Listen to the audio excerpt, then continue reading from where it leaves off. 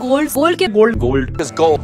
आज गोल्ड अपने life time high पर है। सारे एसेट क्लास को बीट करते हुए विद इन अ ईयर 35 से 40% रिटर्न ये अब तक दे चुका है। लेकिन क्या आपको पता थी एक समय पे लोग गोल्ड से ही गुड्स एंड सर्विसेज ट्रेड करते थे और आज हम ये पेपर करेंसी यूज करते हैं। तो चलिए जानते हैं इस सफर को।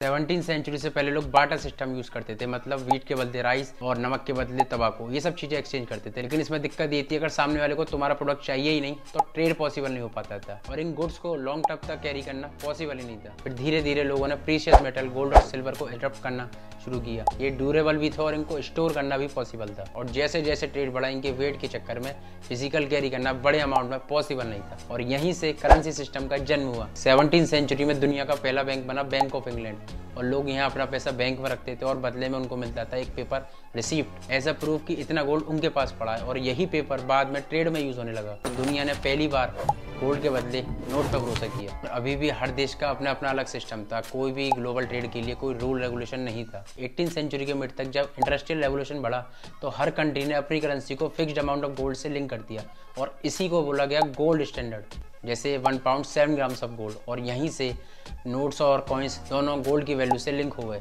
और फिर कुछ समय बाद 19वीं सेंचुरी में इकोनॉमी कॉम्प्लेक्स हुई तो बने सेंट्रल बैंक, जैसे अपना RBI reserve bank of India 1935। ये बैंक करेंसी इशू करने के लिए रिस्पॉन्सिबल बने। गोल्ड सिस्टम अभी भी चालू था लेकिन सेंट्रल बैंक ने सारा कंट्रोल अपने हाथ में ले लिया था। वर्ल्ड वॉर 2 के बाद ग्लोबल इकोनॉमी टूट चुकी थी और उसको स्टेबिलिटी देने के लिए ब्रेटन वुड एग्रीमेंट हुआ। इसमें सब कंट्रीज ने अपनी करेंसी को डॉलर से पैक कर दिया। डॉलर खुद गोल्ड से पैक था, $35 पर आउंस गोल्ड, मतलब पूरी दुनिया की करेंसी गोल्ड से इनडायरेक्टली लिंक थी डॉलर के थ्रू। 1970 तक आते आते एक बड़ी प्रॉब्लम शुरू हुई। यूएस ने वियतनाम वॉर और अपनी कंट्री में वेलफेयर प्रोग्राम्स के लिए बहुत पैसा खर्च किया। इससे मार्केट में डॉलर्स तो बढ़ गए लेकिन यूएस के पास इतना गोल्ड था ही नहीं। लेकिन जब ये खबर कंट्रीज लाइक यूके और फ्रांस को पता चली तो इन कंट्रियों ने यूएस से डॉलर की जगह गोल्ड की डिमांड की और 1971 में यूएस के प्रेसिडेंट रिचर्ड निक्सन ने एक हिस्टोरिकल अनाउंसमेंट की।